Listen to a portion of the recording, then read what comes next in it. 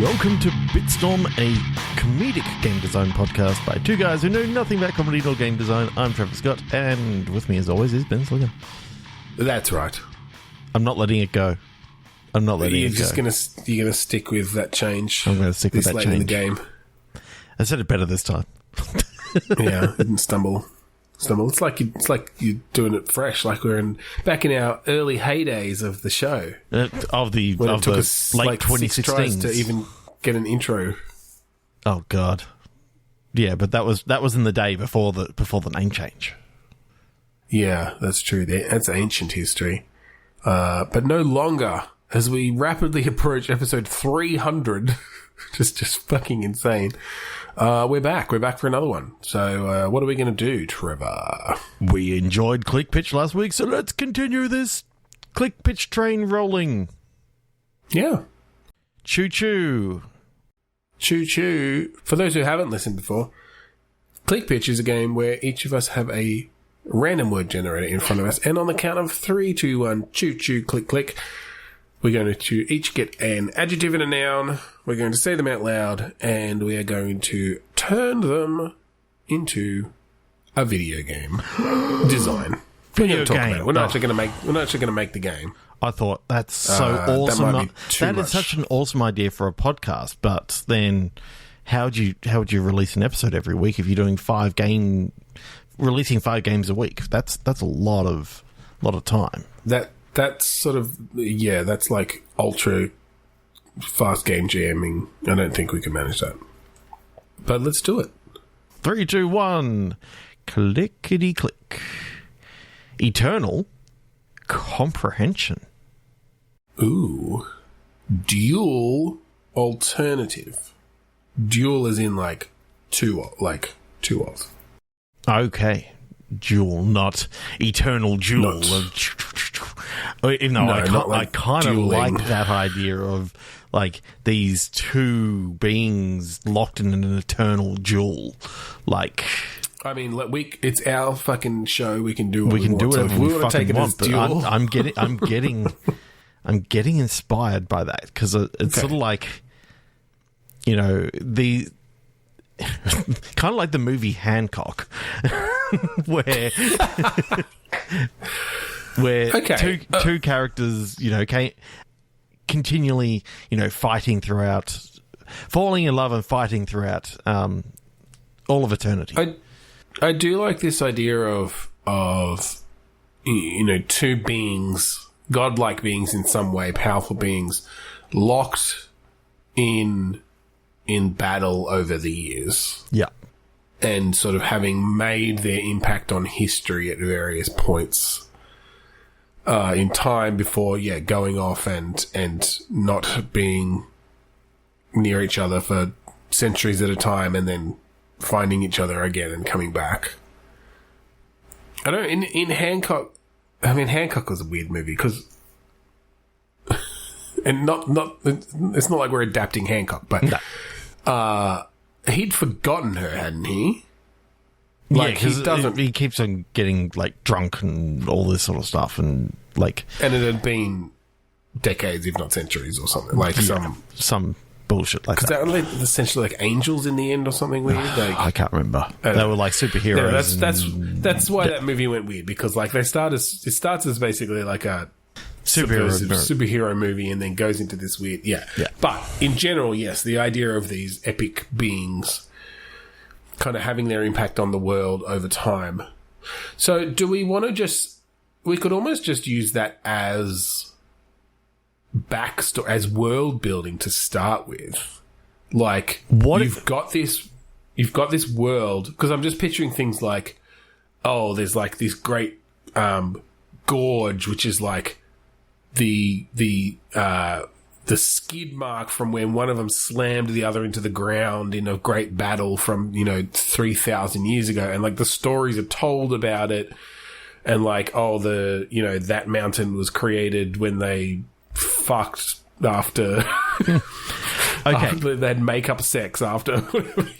What if we mementoed this shit and we start at the end, at the final battle, and then it goes back in time. Interesting. And interesting. And so you fight in this huge crater and all this sort of stuff, and you can say this is from one of the earlier battles, and then 5 battles back in time you're fighting and you create this huge crater and okay. And so you're saying we essentially like go backwards through their history over millennia, and then the final thing is you find out what caused this rift between them, basically what started the first fight. Interesting. And did you like how I used something that we did last week, which is using movie titles as verbs? Right, yeah, we mementoed it. Well, yeah, okay. I think that's cool. I like that. So you're saying basically, just as the storytelling technique, yeah, we sort of each scene has some link to the one before it, where you see you're playing out in the aftermath. I'm just trying to think how because there's good opportunity there. There's good opportunity there for like building up this world as well. Yeah, and yeah, if you start in essentially like this destroyed city, this desolate, broken city. And yeah, it's the final battle. Are we talking like actual combat? Like, is this going to be I don't know. I'm almost picturing like a God of War style. Yeah, I'm picturing more God of War than action, than like Mortal Kombat or Street Fighter-esque sort of stuff. I like the idea. No. I think it's like almost a brawler. Like, you've got different moves you can do. You can move around in 3D space to a certain point. You can, maybe you can fucking fly. I don't know. At this point, you want to. Well, do we give the player all of their powers, or is this, even though it's at the end, are they like weakened in some way? And you go. I kind of like the idea as you go back in time, they're actually more powerful when they were younger. They're now like. They're starting to fade. They're starting to fade, and they're like so many millennia down the road, and I kind of look at it kind of like Obi-Wan versus Vader. How it's obviously two old men fighting, and they're just like just sort of like whacking together two sticks. And is that how that fight went? and then he goes, strike me down and I'll be more powerful than you can ever imagine, and just lets him strike him down, and it's sort of like So I do like the idea of, I think it's still going to be a pretty epic battle. It's going to be epic. With it. It's going to be big, but it gets more epic as it goes on. I think it's more of a it's what you'd expect from just a standard video game fight in a way. Like, yes, like they'll punch them and they go flying through the air, skid off backwards. They can jump really high or whatever. They've got certain powers. And then I think as you win, I think before you do the killing blow, like that's where we cut it off. You don't see that happen, because I reckon right at the end we jump, like where we've gone all the way back through past, back seeing what's happened, and then we jump back to see him like spare him, either spare them or kill them. Yeah, and you know what? That's almost like it's almost your character's choice, as in. You can always make a choice right then and there whether you forgive them for what you did. I could see a really cool scene where you have like, you actually end it on, perhaps a very tender moment between them back before they had this rift, because you've gone back in time. You see like the moment. Because I'm picturing they're like in love, like it's, or they were at some point, and then there's been betrayals and different things, and so you see, you've gone through back this whole history, you've sort of learned about the different things that have happened. You finally sort of see, oh, this is when they were in love, like they truly loved each other, You know, it's maybe like a slow scene. They go in for a kiss, and then you instantly cut back to that final scene, and you say, "Make a choice." Coming. You say, "Make a choice" to the player. They've got like 3 seconds to decide, and just the way that would jar them, you know, but have that powerful juxtaposition across time of you now know you're back at that beginning scene. When you started, you didn't know anything about these characters. You've seen this whole history in reverse. You know, you might feel like they deserve to die because of whatever betrayal there was, or you've just also seen like how much they loved each other. Yeah, I'm seeing this almost going back as it's going back through time, like. In between, as you're going forward, you don't realize it, but it's a real close up on like the knuckles as it's like the air is like all the air molecules are like parting as the fist is getting closer and closer and closer, and it's sort of like what is? Well, I'm where do you show that? You show it on the screen, like. As in, like as you go, like between sections. Sections, it shows like little flashes of other things, and then you sort of see in the background like the silhouette of the punch going through the air, getting closer and closer and closer to this person's like, face. You started as a like it's zoomed in or zoomed out or like done into such a way that it looks somewhat abstract, but yeah. But in reality, by the time that you get to the end, it's like, oh. It's been mid-punch this entire game. Like, the entire game is actually taking place. They wouldn't realise until they see that final scene and are replaying the game. Yeah, that'd be a cool little visual thing. Yeah, and because I'm picturing it's like this is just going through this character's mind. Like, this is, you know, all these different fights over the millennia, over the, you know, eternity so far, like... Yeah, well, I mean, do you want to because I mean we haven't gone into much detail of the characters. I think we've talked about both of them as he, so I think we make them two men. Yeah, these powerful godlike beings. Well, they don't even really need to have like, you know, agenda. Like we don't know that these are humans. Yes. So they could be agender, certainly. Yeah, I guess. Yeah, I mean that would probably just come down to what sort of story you want to tell, but they both use he, they pronouns just to... There you go. Just based on how we've referred to them so far. But no, I mean, regardless, do we want to go into a bit more of like what these beings are? Do we want to, you know, go deeper into any of the actual story points? I don't think we really need to go too much into the story points. I think I'd like to find out what is happening throughout the majority of the game, because you can't just have, you know, continuous fights battle going after battle. Yeah. So there's got to be like some moments where I'm thinking. Well, I think the moments leading up to the battle in which, you know, your main character is like trying to help the civilians of this, of, you know, a village or something like that, and then absolutely. I think what you probably want to do is, I mean, we would have to work out some of the story bits to really do it properly. But I think, you know, the first scene is in the ruins of this city or whatever.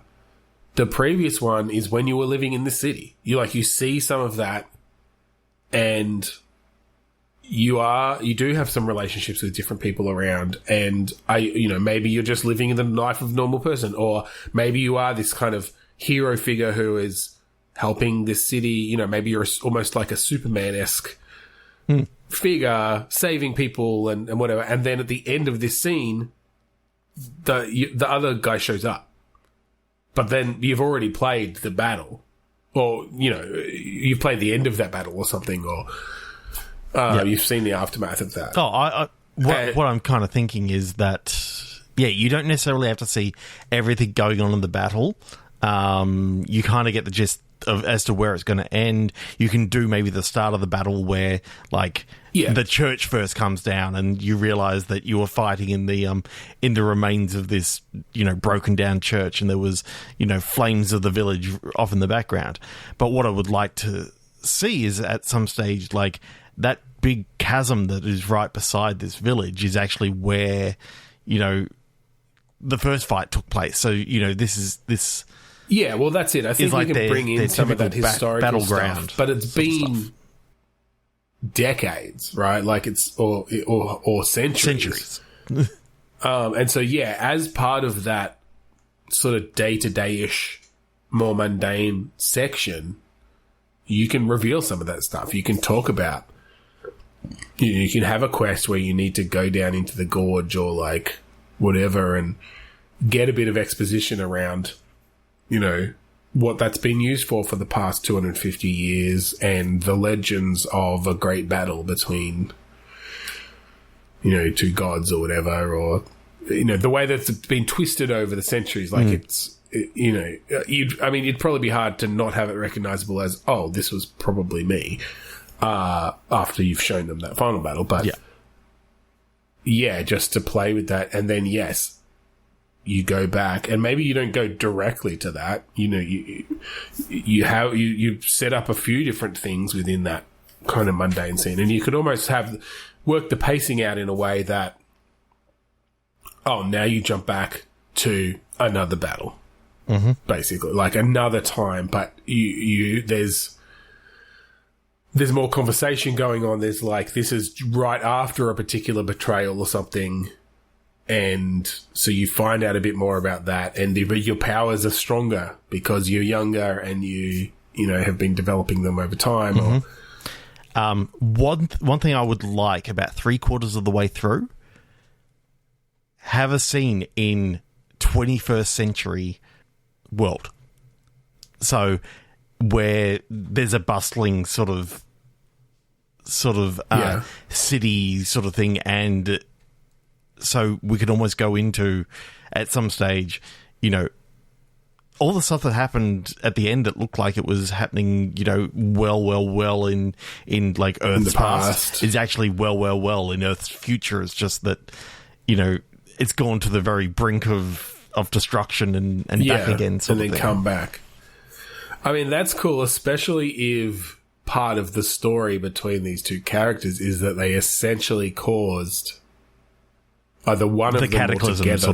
They caused a cataclysm that almost killed 95% of the planet's population, and they've been, one blames the other, and that's part of what did this. And that's a cool hook.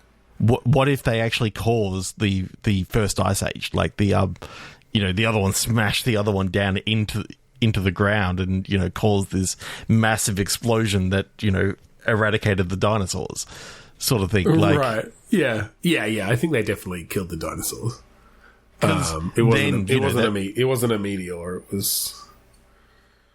And literally, you can just have one of them that is off, fine, and it's where you can almost have it that they're doing an excavation of this meteor site and all this sort of stuff, and they break open this little cave down the bottom, and out comes the character, and they're pissed, like they're in this. That's cool. I like that, actually. That.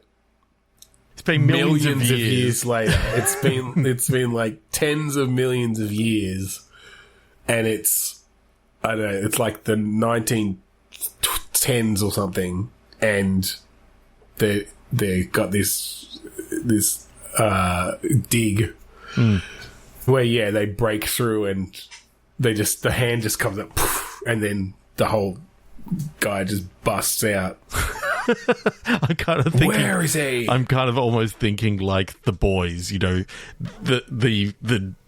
guys, digging down into it, all of a sudden gets like turned into this, just turns into mist. This mist is like this, godlike being just rips him apart, and it's.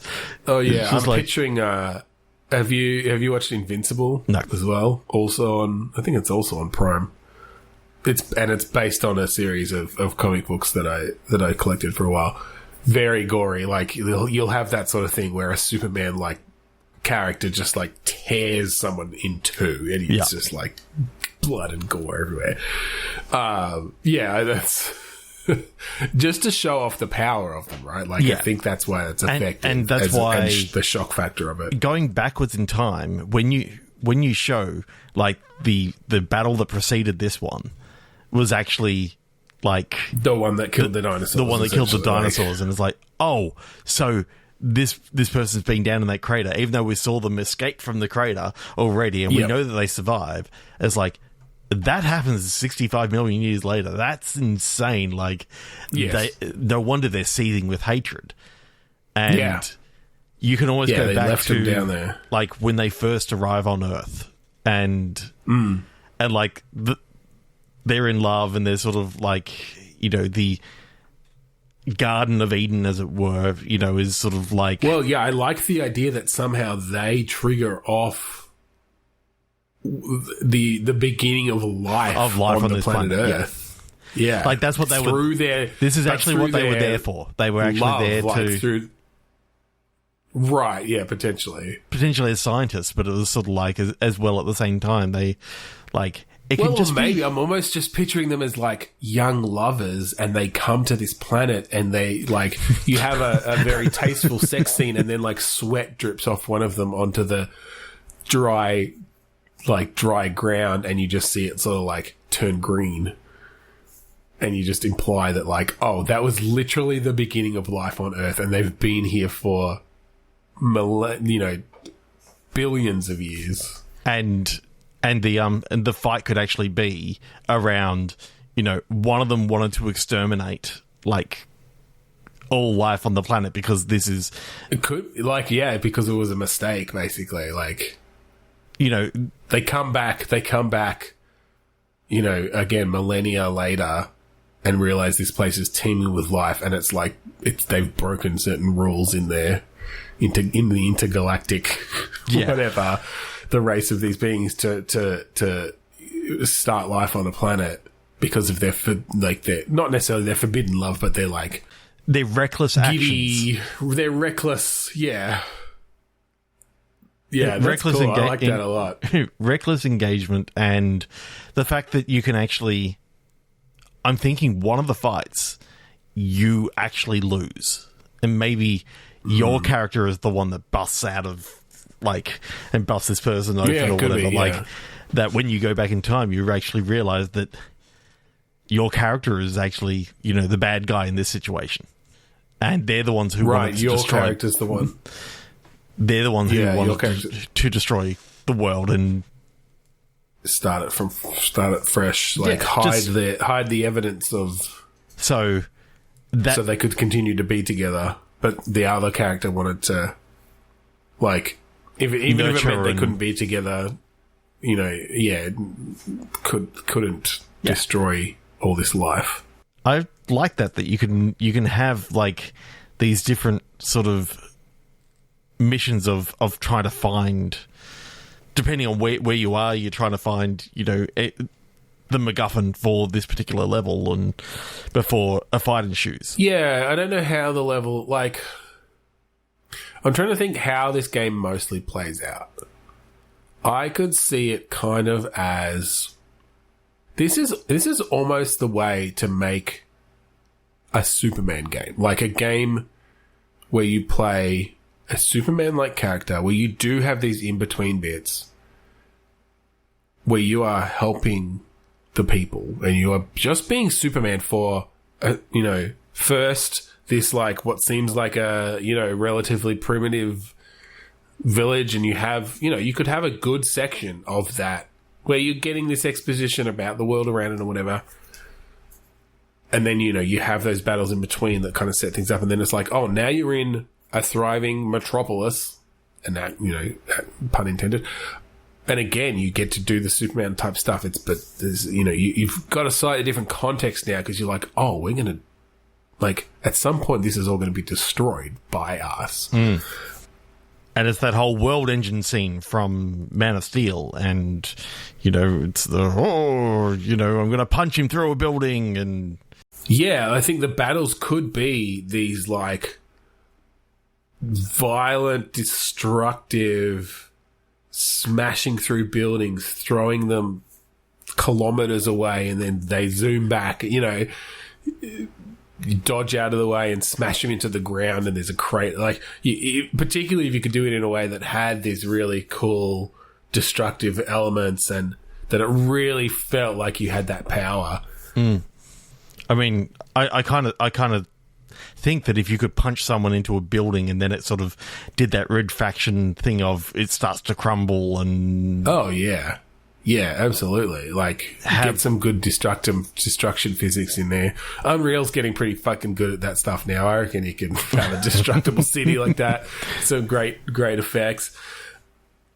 But then, yeah, having this all lead up to the realization, or not a surprise moment necessarily, but like as you go along, you realize and you learn more about the relationship. Like, oh, like these people were in love, and they're just these immortal beings, and there's just this hatred and seething. Well, and disappointment, and like there's so much in there. Yeah.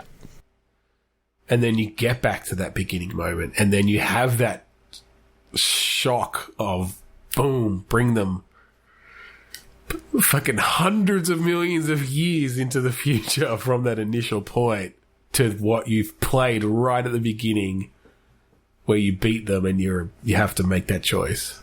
And you can see that, you know, no matter what you do, like...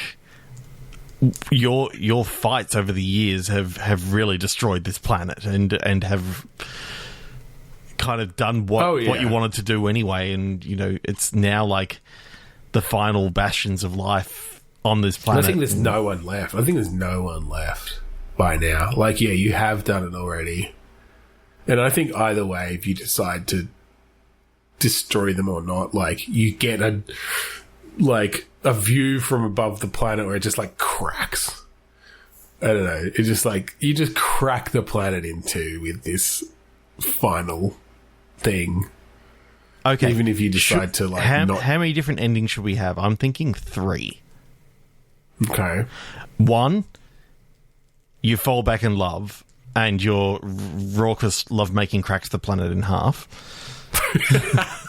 So you actually like, you don't punch at all, you pull the punch somehow, like, or you let go and you just make out instead.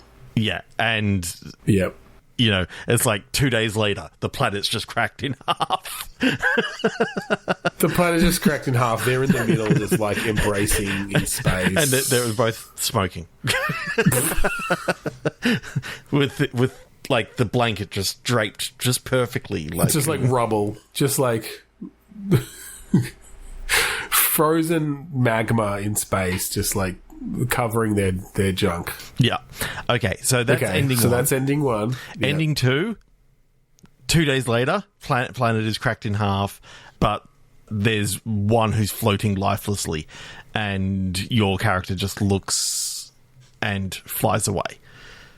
Right. So that they killed them essentially, and they leave them there. And then the final one is the mutually assured destruction, where he picks them up and they both fly into the sun.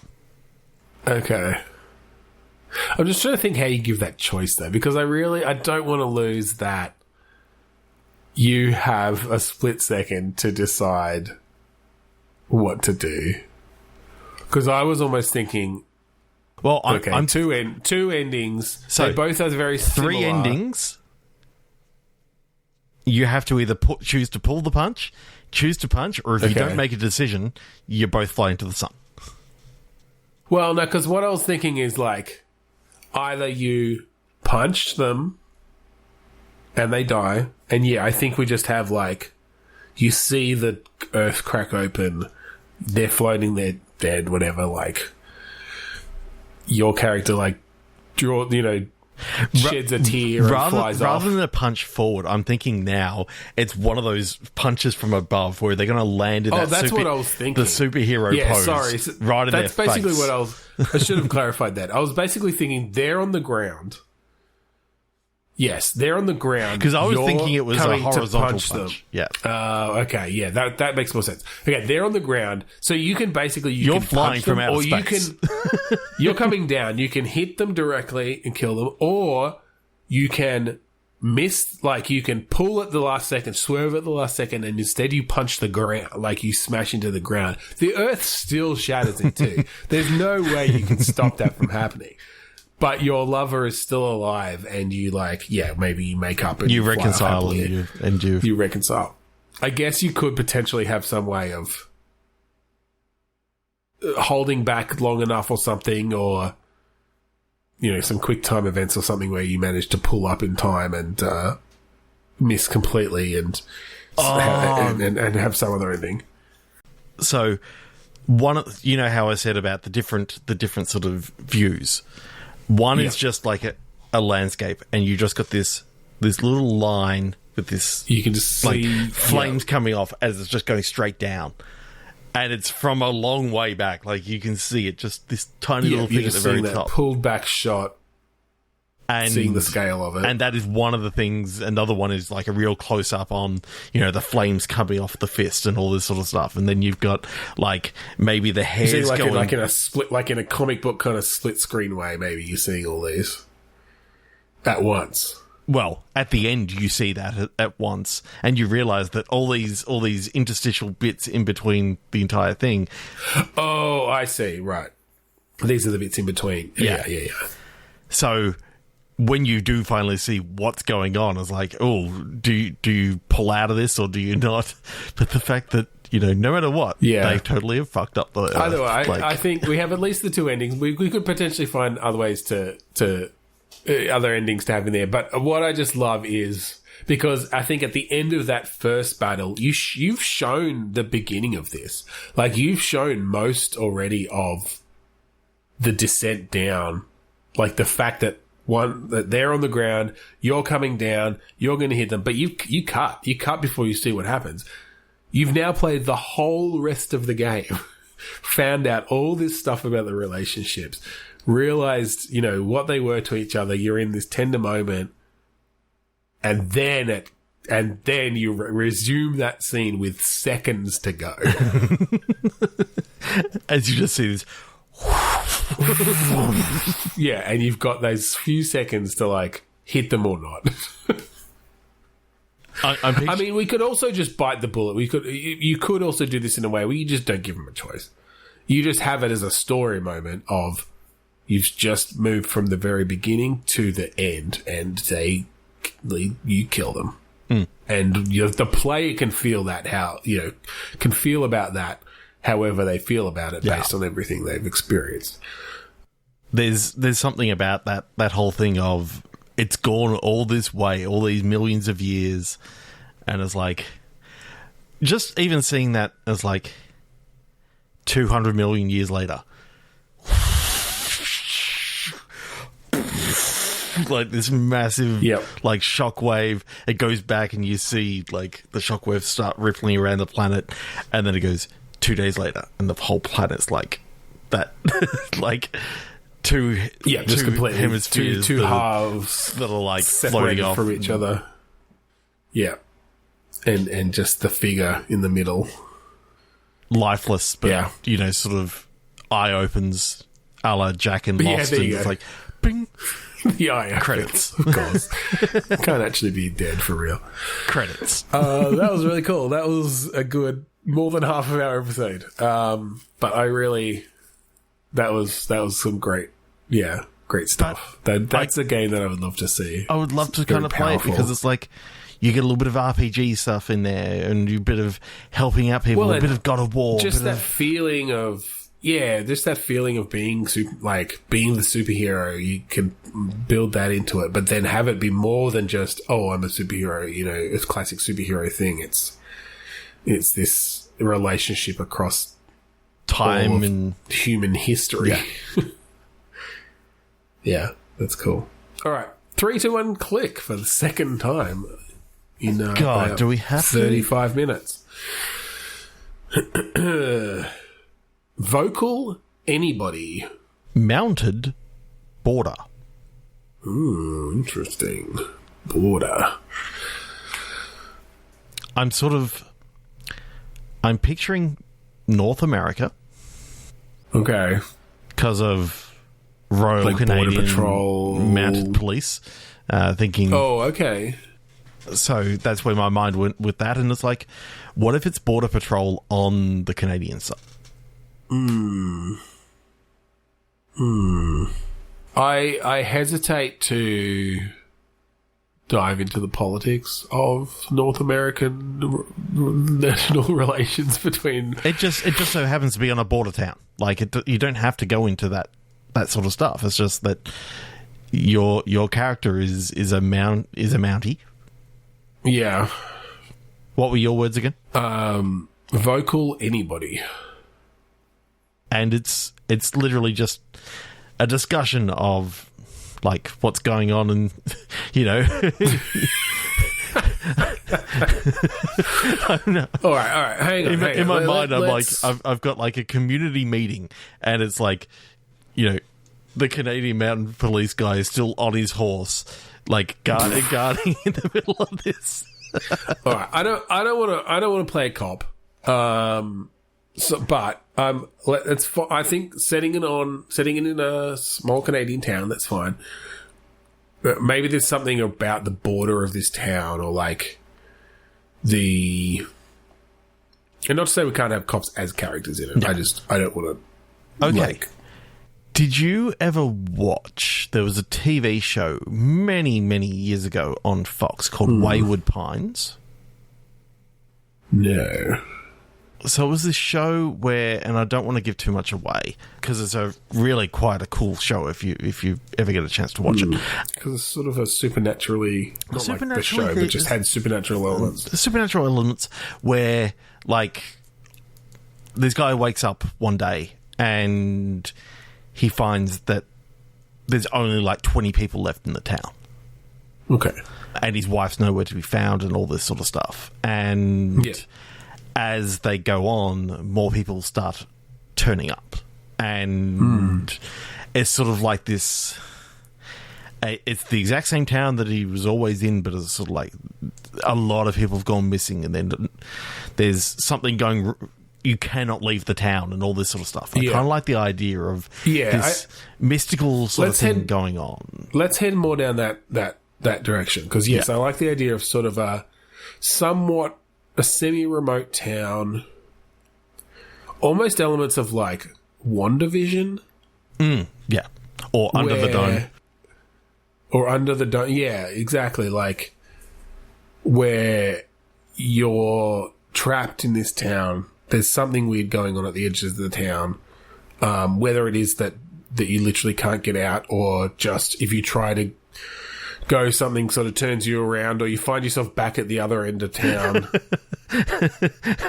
My mind's just gone to the old Sierra games where you walk off the edge and you wrap around to the other side of the town. Yeah, I think maybe that's what happens. It's like fucking Asteroids. Or Joust, where you go off one side of the town and you just find yourself back at the other side of the town. Yeah. I don't know if you can actually like look into infinity and see multiple towns while you're in the town, or if it's just that you know there's a haze at the end, and when you go through it, you find yourself back on the other side.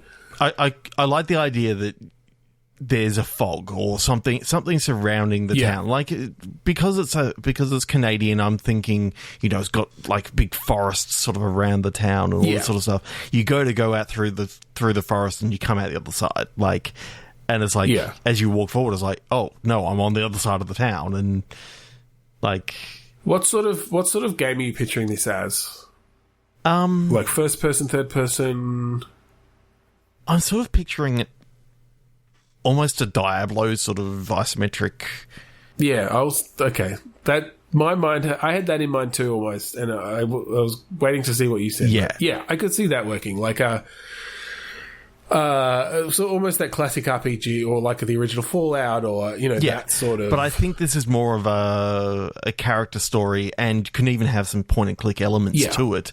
But it's just that it's almost like you can walk through the entire town without screens and all this sort of stuff. It's more that you can walk through this place, you can enter buildings, you can do all that sort of stuff, you can talk to people. And well, and I was thinking because you could have some puzzles in there where, you know, there's certain parts of town that you're not able to get to at the beginning because that person isn't there at this stage. And but what I was thinking is like, there's you know, old so and so's property up on the north side of town, on the edge of town. It's like, oh, you can't get in there, but the way you end up getting there is you have to walk off the south side of town. And you've come from the other direction essentially, which is you're behind the lock only gate way you can get in there, sort of thing. Yeah, because you realised on the plans that like his property went 2 meters over where the actual property line of the town is, so the gate's gone. I like the idea that when you go to do that early on, something's stopping you from going south at that point. I think exactly. Yes, yeah. You essentially have to solve a puzzle to be able to do that. That's cool. Who do you play?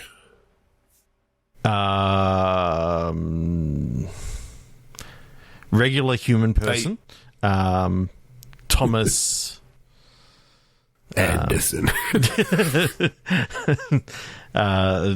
Thomas Plemby. So just a citizen of town, or new to town, or just a citizen to town, like. Okay. Oh, I know. Maybe he's returned to town, and everyone's sort of blaming him because he hasn't been there in years. He was like star quarterback or whatever, of his high school and all this sort of stuff. Yeah, I feel like was there an aspect of that in Under the Dome? I can't remember now. Anyway, yeah, that's fine. I think that's a trope we can lean into, for sure. But because then there's going to be that tension between him and the other people who are in the town still. Yeah. Yeah, so I'm picturing that we've got, like, the main town, which is, sort of got a main street. It's got, a number of properties. Your mum's house is off to the side. You got the big mansion at the top. Of which it's completely locked off and all this sort of stuff. But if you walk off the side, you come out, back at the other end of Main Street sort of thing. Yeah. And maybe as you go through, you can actually expand out, like the fog expands out a little bit, and you can still wrap yourself around. It's just, it's got a little bit bigger. Contracts. Could be interesting. Like, it's actually slowly, like, consuming parts of the town. Yeah. It's the nothing from the Neverending Story. Or something like, no, you're in PUBG. You're in a PUBG game. It's actually it's the latest map from Fortnite. It's just not being released yet, and they're just trialing out the cloud, and they just let it go a little bit slower. Yeah, exactly. The whole thing is that you didn't realize your town had been put into a video game. No, I think it could be interesting to have it coming smaller and smaller at different story points, essentially, and like your whole goal is figuring out what is this. What happened? What is making it change? And then I don't know if we do a Stephen King and go aliens, or if we come up with something more interesting. But it doesn't really matter. Like, it's some godlike being has trapped you in a bottle, like in Star Trek, like in Superman as well. That happened. Oh God, in the comics anyway. Well, the bottled city of Brainiac, the bottled city of Kandor. Pretty sure I don't know. He's definitely taken like a kryptonic city and put it in a bottle before. Yeah, I don't know. It doesn't really it doesn't really interest me what caused this. It's more the fact that I want to play off these people being wary of this new character to town, and he gradually sort of wins them over by doing fetch quests for them. Yeah, like any good RPG. Slash. Sure. Slash adventure sort of thing, inventory puzzles. I'm picturing actually like a Disco Elysium in a way. Like that was a lot more adventure-y in the way that the puzzles were. But had that kind of isometric sort of... I own it, but I've struggled to get into that so many times. Like, it has been... Oh, really? Because it's so depressing. I get that. It's so depressing. I get that. The writing is so good in it, though. I know. I should try it again now that the fully voiced version's out. But I've tried playing quite a few times, and it's every single time I go to get in, I'm like... Come back in, 5 years, you'll probably, get into it and... play through. I played through too much of it that now going back to the beginning seems like too much work, but also I've forgotten too much to pick up where I left off. Plus, I've probably lost my save games. Catch 22. Hang on. Oh, that's right. Don't worry. We won't go into why you might have lost your save games because I just... All right, I think we'll leave that one there and move on. That was cool. I like that a lot. We've gone kind of deep in some of these games. It's been been good. Tidy admission. Royal Fortnite. So it's Fortnite, but medieval. Okay. I haven't played a lot of Fortnite. I mean, I know that it's basically It's PUBG, but could you imagine? You can build shit. Could usually. you imagine I know PUBG, there's a whole no build thing, but all melee weapons, and it's all night based, and how you get in, the dragon drops you off, and then you got to make your way to the castle in the center. But the dragon drops you off, but you've got no sorts of flying machines or anything, and you're in a full suit of armor, so you just fall. Right, because this is medieval times. We don't have anything that flies. You're very heavy. You'd leave a crater where you fall. I'm thinking it's literally... So a wacky, like a kind of cartoonish... In the well, I'm sort of thinking that each knight has got their own, dragon that sort of flies them in, and then they get a little bit of control as to, the dragon. I like just thumping to the ground. I think that adds some comedy to it. I mean, yeah, it can be each dragon brings you in, but I don't think that you've got the option of landing softly, or maybe you do. Maybe you've got the option of having the dragon bring you all down, but you're obviously going to get down a lot faster if you maybe sacrificing a little bit of health if you just drop, and not just sacrificing a little bit of health, but as you land, you kick up a big cloud impact. Cloud from the crater that you leave, which could tip people off that you've landed there. So there's there's some, stealthy balance there as well. So I'm thinking dotted around the map, and I think that in the center of the map is the castle, and you can see it from wherever, and that's where you're headed off to. Essentially, or you think the circle in quotations, whatever it ends up being, is always closing on the castle. Yeah. Okay. Now, the castle, I'm thinking this can be a randomly generated sort of world with a number of different sort of castles, or at least castle rooms that, it can sort of put together. Okay. It feels a bit different. The balance, and they can just balance here that I like. Dot villages around and that sort of stuff. Yeah, definitely dot villages around and little hamlets and whatever. And caves. But I think your balance then is you can run straight for the castle and set up defenses. I think we bring in some of the building sorts of stuff, but I don't think you can build walls and whatever, but you can build a ballista or, a catapult. And well, that's it. And I think if so this is the balance, you can run straight to the castle and set up defenses, and you might have to fight people off to get control of the castle first, but that everyone's going to end up there. So if you've managed to set up defenses, you might have a better chance of surviving. But if you're out outside the castle, you can set up siege weapons and stuff. You can take that time to gather the resources you need to build up ways to besiege the castle and break in. And so it kind of, you'll often come down to an actual siege the castle walls situation in the final 5 minutes of the game. Yeah. Okay. That's cool. I like that. One person gets randomly assigned king. Okay. And they start in the castle. Okay. If you win... Everyone else is on squads? Everyone else... Do we want squads or do we want lonesome knights? Because I kind of like the all for one sort of thing. I don't know. The Three Musketeers, I'm kind of thinking might be kind of fun as well. Like you can... I think squad... Well, and I'm just thinking like working together to build these catapults and stuff and like pushing them up to... You know, or all four of you like lining the ramparts and getting ready to rain arrows down on people below. Yeah, I like that. Because then I think the king, because they're by themselves, I guess you wouldn't want to necessarily kick someone out of their squad that they've joined with.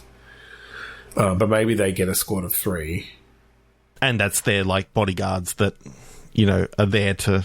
Oh, yeah, maybe. Yeah, okay, yeah. Yeah, so that squad starts in the castle. One of you is king. Ooh. Okay. Interesting thought. Yeah. Each squad, and I'm thinking if we do squads, we need to a better say 3 word than squad. Yeah. Go. Effectively, one person is randomly assigned the leader, and they are the knight. All the others are squires. So they are... Knights were collectively referred to as an order. We have orders. Yeah. Orders. And basically you then have, you know, some squires that you're working with that they can... If they're there with the knight, they get an extra buff, kind of like a Lucio sort of... Okay. Because then that means that going it alone is probably not a good idea, because working within your team, you know... And that is an interesting dynamic it means that to set up. No matter what, there's always going to be... Whoever's the leader is either going to be king or they're going to be a knight. And the other ones are either going to be bodyguards or they're going to be...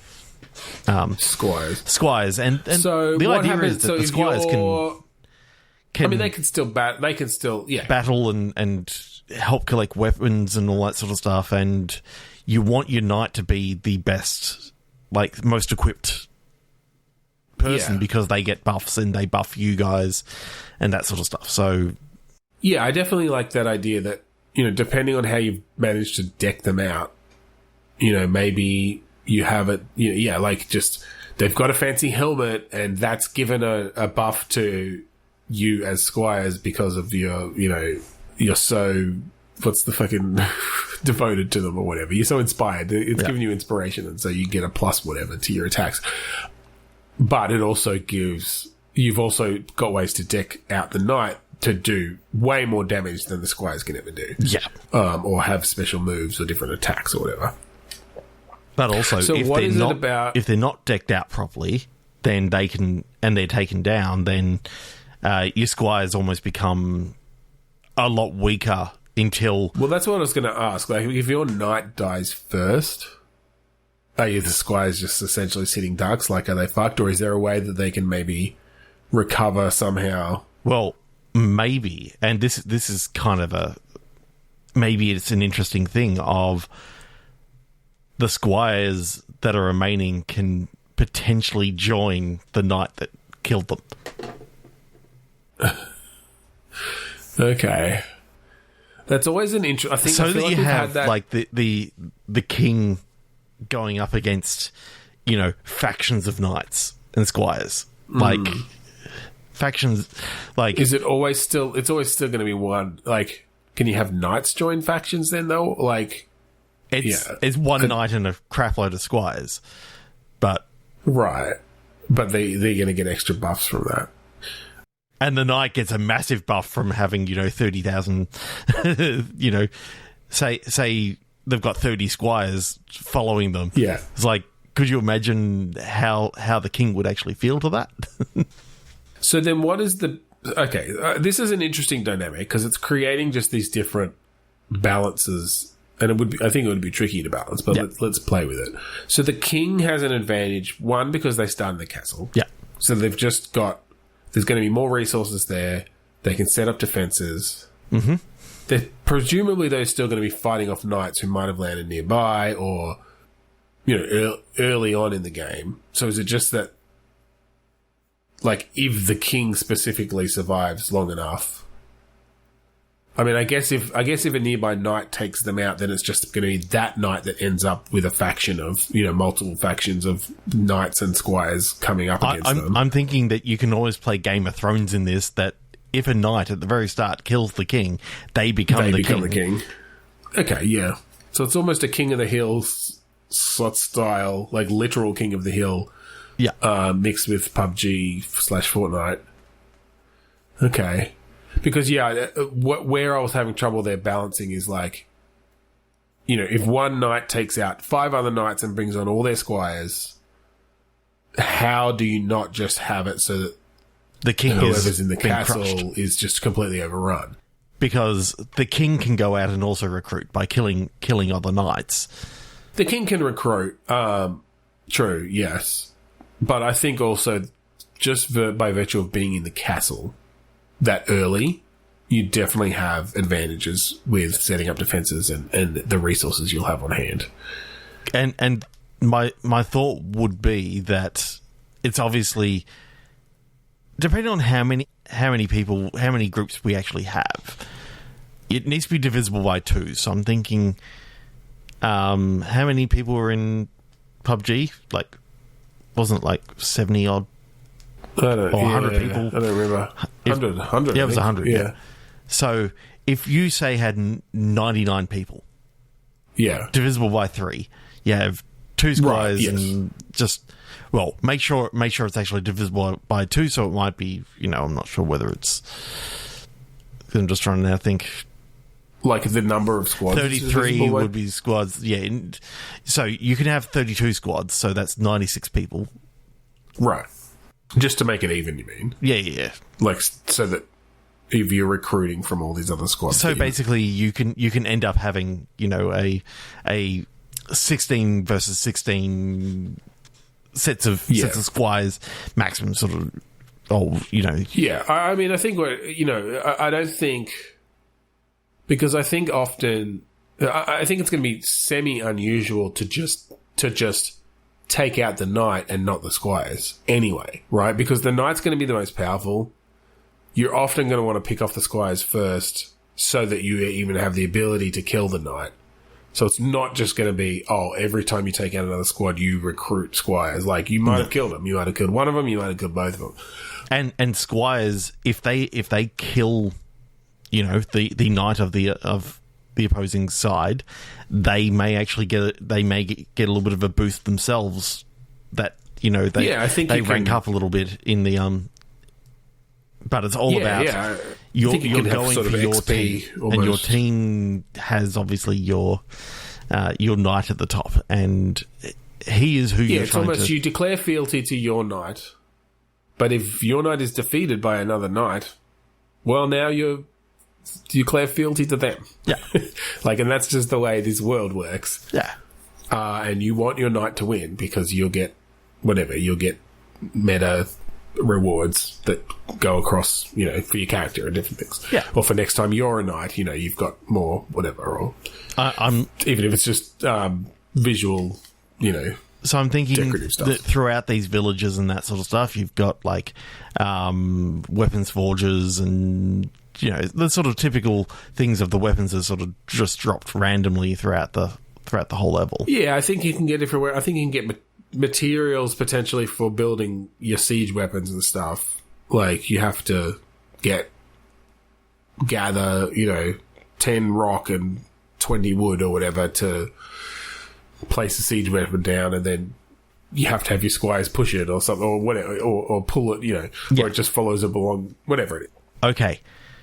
The circle around the outside, after 5 minutes or whatever, another massive dragon comes down and just sets the outside ring on fire.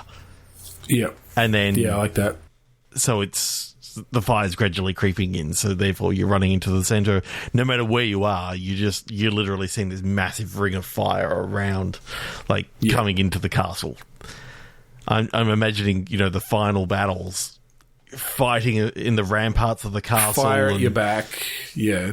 Fire all around. Totally. It's such cool things, but it's also cartoony and... Well, particularly if you can have some fun melee sort of stuff where, yeah, you are getting up close or you're jousting. Like if you've got your mounts. Yeah, and I was thinking that's maybe before you get to the castle, right? Because you're not going to be able to dotted around the whole place instead of like trucks and shit. You get like you got a pony, you got a donkey, and you got a horse. Like they're the different sort of mounts that you can get on. You're a buffalo. Yeah. Or like, there's the super special, or just different fucking dragon. Like you can tame a dragon and just, but they're not fire That'd breathing. be cool, actually. That'd be cool.